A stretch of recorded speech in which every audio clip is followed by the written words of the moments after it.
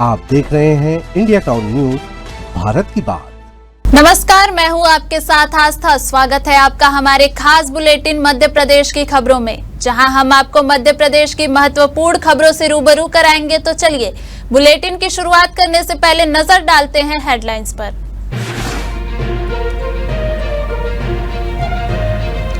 लोक संस्कृति का अनूठा संगम, बड़वानी में होगा नया प्रयोग, कई शैलियों में होगा गरबा।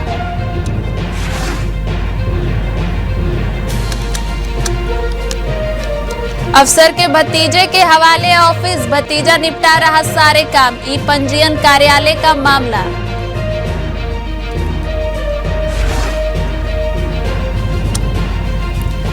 दमोह में मिशन अस्पताल और गंगा जमुना स्कूल पर कार्रवाई, कांग्रेस प्रवक्ता ने सरकार पर लगाया षड्यंत्र का आरोप, हजारों लोग हुए बेरोजगार, स्वास्थ्य शिक्षा पर बड़ा संकट।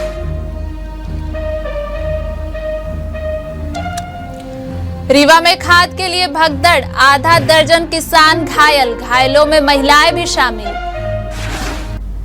मध्य प्रदेश के रीवा से बड़ी खबर आई है, जहां खाद के लिए उमड़ी किसानों की भीड़ में भगदड़ मच गई है और आधा दर्जन किसान घायल हो गए। घायलों में महिलाएं भी शामिल हैं। घटना रीवा जिले के सिरमौर जनपद अंतर्गत उमरी विवरण केंद्र में हुई है, जहां खाद और टोकन पाने के लिए किसानों की भीड़ उमड़ पड़ी थी। उमरी स्थित निजी महाविद्यालय परिसर में खाद के लिए टोकन वितरण की व्यवस्था की गई है। किसानों की भारी भीड़ के बीच टोकन वितरण करने के लिए जैसे ही गेट खोला गया, वहां भगदड़ की स्थिति निर्मित हो गई और भगदड़ में गिरकर कई महिलाएं और पुरुष घायल हो गए। टोकन और खाद का अलग अलग जगह वितरण होने के कारण किसान भ्रमित हो गए और एक दिन पूर्व टोकन वितरण वाले स्थान पर किसानों की भीड़ जमा हो गई, जहां पहले तो महाविद्यालय का गेट नहीं खोला गया और जब अचानक गेट खुला तो पहले टोकन पाने के चक्कर में किसानों के बीच भगदड़ की स्थिति निर्मित हो गई। फिलहाल इस घटना में ज्यादातर महिलाएं घायल हुई हैं। उन्हें सिरमौर के सामुदायिक स्वास्थ्य केंद्र ले जाया गया है। यहाँ पे अभी टोकन वितरण कराया आपने, कैसी व्यवस्था है आपको? आज यहाँ 11 बजे जब मैं यहाँ पहुँची तो यहाँ 1000 के लगभग लोग इकट्ठा हुए थे और इन सभी को आज टोकन वितरण कराया गया है। यहाँ पर स्टार्टिंग में काफ़ी भीड़ थी और गर्मी के कारण 2 महिलाओं को भी थोड़ा सा चक्कर आ गया था, जिनको तत्काल अपनी गाड़ी से मैंने उपचार केंद्र भेजा। अब भी स्वस्थ हैं और उनको सभी को भी खाद वितरण किया जाएगा। बाकी हमने इसमें एडिशनल एसपी, एसडीओपी, एसडीएम, तहसीलदार, इन सभी के सहयोग से मैंने क्यू में सभी को लगा के अलग अलग गांव के जो हमारे किसान भाई थे, जो बहनें थी, उनको अलग अलग बिठालवा के शांतिपूर्वक इनको वितरण कराया गया है। अब ऐसी कोई भी दिक्कत नहीं है। सुबह थोड़ी सी ज़्यादा भीड़ होने के कारण, गर्मी होने के कारण थोड़ी परेशानी हुई थी, लेकिन बाकी सब कुछ शांतिपूर्ण हुआ। आज कितने टोकन का वितरण हुआ है?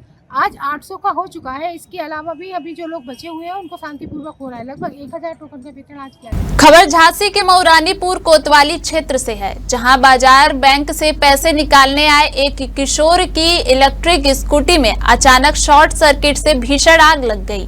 देखते ही देखते स्कूटी धू धू कर जल उठी। स्थानीय लोगों और राहगीरों ने पानी डालकर आग पर काबू पाया। स्कूटी पूरी तरह से जलकर खाक हो गई है। बताया गया है कि नई बस्ती निवासी कनिष्क रावत अपने चाचा की इलेक्ट्रिक स्कूटी लेकर पैसे निकालने आया था। पैसे निकालने के बाद वह स्कूटी मेला ग्राउंड के पास खड़ी कर वह पानी पीने लगा। इसी दौरान स्कूटी अचानक धू धू कर जल उठी। जलती स्कूटी देख किशोर की आंख में आंसू आ गए और मदद की गुहार लगाने लगा। जलती स्कूटी देख लोग मदद के लिए दौड़े। मौके पर पुलिस भी पहुंची और पानी डालकर आग पर काबू पाया गया, लेकिन जब तक स्कूटी जलकर खाक हो चुकी थी। झांसी से अमित राजपूत की खबर। पानी पीने गए, खड़ी कर दी, इतने में आए, वहाँ धुआं फेंकने लगा और गाड़ी में आग लग गई। हाँ, बाजार किसकी है? हाँ, बाजार किसकी है? पैसे निकालने के लिए। हाँ, पानी पीने गए, इतने में आग लग। कितने पहले है? ये तो बिला दिन हुआ है। कितने महीने? तो 1 साल हुए शायद। 1 साल। अचानक क्या? हाँ। सीपी राधाकृष्णन को भारत का उपराष्ट्रपति चुने जाने पर केंद्रीय मंत्री ज्योतिरादित्य सिंधिया ने बधाई दी है। सिंधिया ने कहा, हमारे उपराष्ट्रपति की प्रचंड बहुमत से जीत उनकी जन सेवा भरी जिंदगी, सांसद, प्रदेश अध्यक्ष, राज्यपाल पदों के अनुभव को दर्शाती है। न केवल राज्यसभा की कार्यप्रणाली बल्कि संविधान के आधार पर भारत को आगे बढ़ाने की जिम्मेदारी भी उनके कंधों पर है। भारत उनके नेतृत्व में प्रगति पथ पर अग्रसर रहेगा, इसका हमें पूर्ण विश्वास है। बहुत दिल की गहराइयों से मैं बधाई देना चाहता हूं। हमारे उपराष्ट्रपति जी का इतने प्रचंड बहुमत से जीत इस बात का ऐलान करता है कि उनकी जनसेवा की ज़िंदगी कई पदों पर रहे हैं, सांसद रहे हैं, प्रदेश अध्यक्ष रहे हैं, राज्यपाल रहे हैं और उनकी जनसेवा के इतिहास एक बुलंद इतिहास है। उनके हाथों में न केवल राज्यसभा की कार्यप्रणाली लेकिन संविधान के आधार पर भारत को आगे बढ़ाने की जिम्मेदारी भी आज उनके कंधों पर है। भारत उनके नेतृत्व में उपराष्ट्रपति के रूप में अग्रसर रहेगा, प्रगति के पथ पर रहेगा, इसका हमें पूर्ण विश्वास है। वहीं झांसी के बुंदेलखंड विश्वविद्यालय से बड़ी खबर सामने आई है, जहां सरदार वल्लभ भाई पटेल बॉयज हॉस्टल में बिजली, पानी और मेस बंद होने से नाराज छात्रों ने आंदोलन शुरू कर दिया। इस बीच छात्रों और सुरक्षा गार्डों के बीच धक्का मुक्की और मारपीट तक हो गई। विवाद के बाद मामला और गर्मा गया है। झांसी के बुंदेलखंड विश्वविद्यालय कैंपस में सरदार वल्लभ भाई पटेल बॉयज हॉस्टल के छात्र आंदोलन पर उतर आए। छात्रों का आरोप है कि प्रशासन ने जबरन हॉस्टल खाली कराकर उन्हें समता हॉस्टल में शिफ्ट कर दिया है, जहां क्षमता कम होने के बावजूद एक कमरे में 30 छात्रों को ठूस दिया गया है। विरोध के बावजूद कई छात्र दोबारा पटेल हॉस्टल में रहने लगे। छात्रों का कहना है कि इसके बाद प्रशासन ने उन्हें परेशान करने के लिए हॉस्टल की बिजली कटवा दी और मेस का गेट बंद करा दिया। पिछले एक हफ्ते से छात्र बाहर का खाना खाने को मजबूर हैं। वार्डन ने छात्रों की बात नहीं सुनी। वहीं प्रॉक्टर प्रोफेसर आर.के. सैनी ने मीडिया से कहा कि छात्रों के सभी समस्याओं का समाधान किया जाएगा, लेकिन उन्होंने यह भी कहा कि बिजली छात्रों ने खुद काटी है, प्रशासन का इसमें कोई हाथ नहीं है। इसी बयान से छात्र भड़क उठे। लगभग 150 से ज्यादा छात्रों ने प्रॉक्टर के बयान के बाद हंगामा शुरू कर दिया। फिर यूनिवर्सिटी सुरक्षा गार्डों ने छात्रों के साथ धक्का मुक्की और मारपीट कर दी। झांसी से अमित राजपूत की खबर। लोग बोलेंगे वहाँ रहो, नहीं तो तुम लोग को सीधे बाहर चले जाओ। सीधे ऐसे बोला जा रहा है हम लोग से कि निकल जाओ हॉस्टल से, अगर तुम लोग वहाँ शिफ्ट नहीं होना चाहते। आप लोग क्या चाहते हैं? हम लोग को चाहते हैं कि हम लोग जिस हॉस्टल में रह रहे हैं वहीं पे रहें। जैसे चल रहा था वैसे सब बढ़िया चल रहा था और ये बार आके हम लोग को परेशान किया जा रहा है। कोई अपना 2 मिनट में घर बदल देता है क्या? बताइए, इनसे जो बदलता है ना, इनसे पूछा जा रहा है कि किसने कहा है। कह रहे हैं ऊपर से ऑर्डर आया है। ऊपर से ऑर्डर है, किसका ऑर्डर है? तो ऑर्डर लिखित में चाहिए ना। कोई रीजन भी नहीं दिया जा रहा है, ना कोई लॉजिक दिया जा रहा है। बोला ये जा रहा है कि फर्स्ट ईयर को हमको सबको एक हॉस्टल में रखना है। उनका कहना है कि फर्स्ट ईयर को एक हॉस्टल में रखना है, बाकी सेकंड ईयर से लेके ऊपर के छात्रों को सबको मिक्स करके रखना है। इनका कहना ये है और कह रहे फर्स्ट ईयर को हम सारे एक हॉस्टल में रखेंगे। ना कोई लॉजिक दे रहे हैं, ना कुछ। कह रहे हैं कि ये हमारा रूल है, हम अपने हिसाब से करेंगे, हम चाहे जैसे करेंगे। हमारी मर्जी होगी तो हम तुमको बाहर निकाल देंगे, हमारी मर्जी होगी तो तुमको अंदर रखेंगे। इसी बात को लेकर विवाद हुआ तो वो सड़क पर आगे बढ़ गए, मुझे ही पता चला तो आइडेंटिफाई किया जाए। उसमें कोई बाहरी लोग भी थे। अब ये मैंने जब तक जांच नहीं। सर, यूनिवर्सिटी के अंदर कई बार देखा गया है बाहरी लोग आके जो करके मचाना शुरू कर देते हैं। इन पर लगातार एडमिशन की प्रक्रिया चल रही है और एडमिशन की प्रक्रिया में कुछ माँ बाप भी आ जाते हैं। तो मतलब किसी का भी जानने वाला है तो उसको एडमिशन के लिए आ जाता है। उसमें थोड़ा सा इस समय रहता है, लेकिन ये फिर और 10-15 दिन फिर पढ़ाई का माहौल जो है शुरू हो गया। इन बच्चों का भी आज की समस्या है शिफ्टिंग करना। झांसी से दिल दहला देने वाली खबर सामने आई है, जहां पिकनिक मनाने गए जीजा साले की बेतवा नदी में डूबने से मौत हो गई। दोनों के शव 24 घंटे चले रेस्क्यू के बाद पुलिस ने बरामद किए हैं। झांसी के मोट थाना क्षेत्र के खीरिया घाट पर मंगलवार को परिवार के साथ पिकनिक मनाने गए आरिफ 21 वर्षीय और उनके साले अरबाज 19 वर्षीय नदी में डूब गए। आरिफ नहाने के लिए नदी में उतरा था, लेकिन तेज धार में बहने लगा। उसे बचाने के लिए अरबाज भी कूद पड़ा, लेकिन दोनों ही बेतवा की लहरों में समा गए।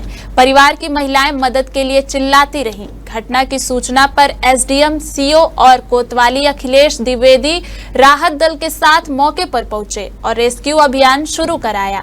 लगातार 24 घंटे चले सर्च ऑपरेशन के बाद बुधवार को आरिफ का शव घटनास्थल से करीब 5 किलोमीटर दूर और अरबाज का शव 500 मीटर आगे बरामद किया गया। दोनों के शव पोस्टमार्टम के लिए भेज दिए गए हैं। दोनों अपने अपने परिवार के एकलौते सहारे थे।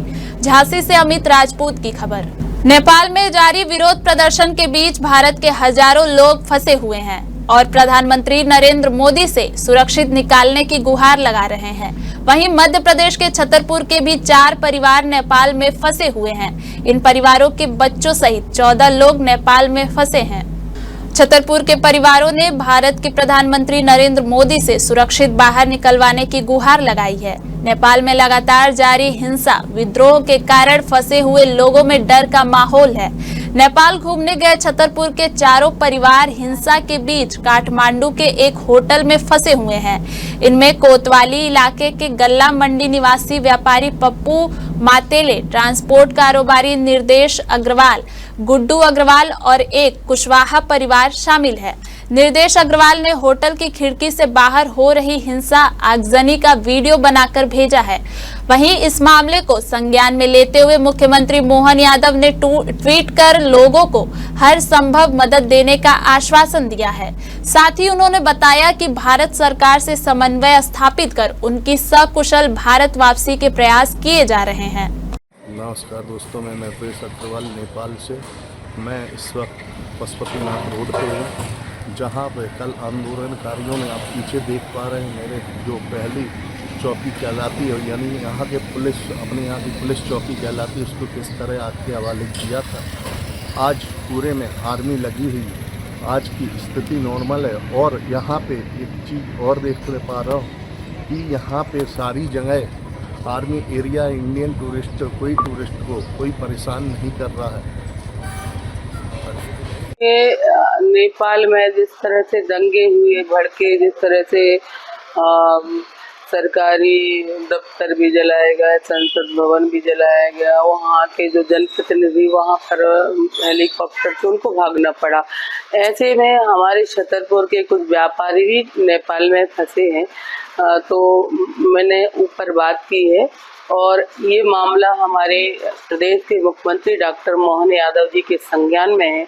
जो भी मध्य प्रदेश के या भारत के लोग जो भी वहाँ पर फंसे हैं, उनको निश्चित ही सुरक्षित लाया जाएगा। ये भारत देश हमारे, जहाँ पर हमारे देश के यशस्वी प्रधानमंत्री माननीय नरेंद्र मोदी जी हैं।